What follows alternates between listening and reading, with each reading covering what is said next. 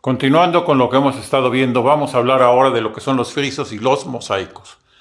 Esto lo podemos considerar como una manifestación de que las matemáticas se encuentran presentes en muchas de las cosas que nos están rodeando, como por ejemplo serían las superficies decoradas con polígonos y formas geométricas que encontramos en los frisos y los mosaicos. Definamos lo que es un friso. Un friso es una faja ancha que se pinta o se decora o se coloca en la parte inferior de las paredes con un color o textura diferente. Puede ser de diferentes materiales y es algo muy similar a una cenefa.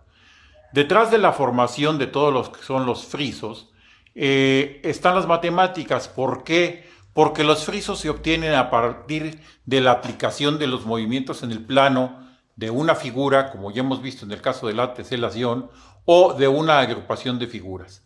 Estos movimientos que tenemos en el plano son la simetría axial, la simetría radial, la traslación, la rotación o una combinación de movimientos de ellas. Estos tipos de movimientos en el plano que podemos tener son los que nos van a dar la formación de los frisos.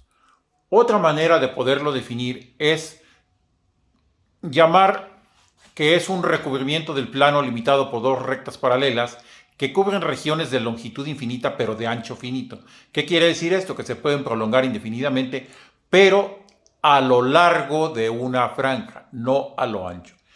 Existen diferentes tipos de movimientos que pueden generar a los siguientes frisos.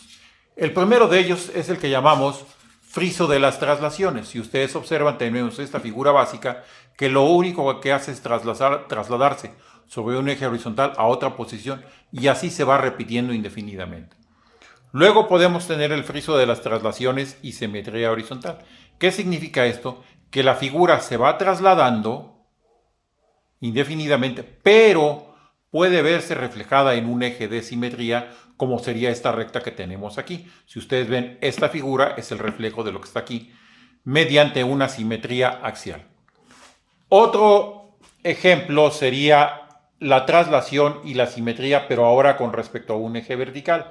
Esta figura, primero que nada, tiene una simetría vertical con respecto a este eje, se gira y aparece esta otra figura, pero trasladada, no aparece en el mismo lugar. Lo mismo ocurre con esta, que no es otra cosa más que la reflexión vertical de esta que tenemos aquí. El cuarto tipo abarca las traslaciones y el desplazamiento horizontal. Es decir, esta figura se traslada. Después de que se traslada, se refleja con respecto al eje de simetría. Se vuelve a trasladar, se refleja con respecto al eje de simetría. Se vuelve a trasladar, se refleja con respecto al eje de simetría y así sucesivamente de manera indefinida.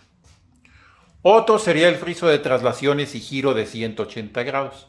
Aquí podemos considerar que existe un centro de simetría, porque esta figura se traslada y se refleja con respecto a un centro de simetría, es decir, hay una simetría radial, y gira 180 grados, esta posición acá.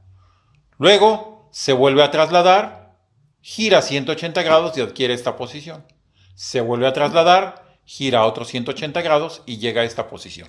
Esto sería un friso de traslaciones y giro de 180 grados. El siguiente caso será el friso de las traslaciones y giro de 180 grados más una simetría horizontal.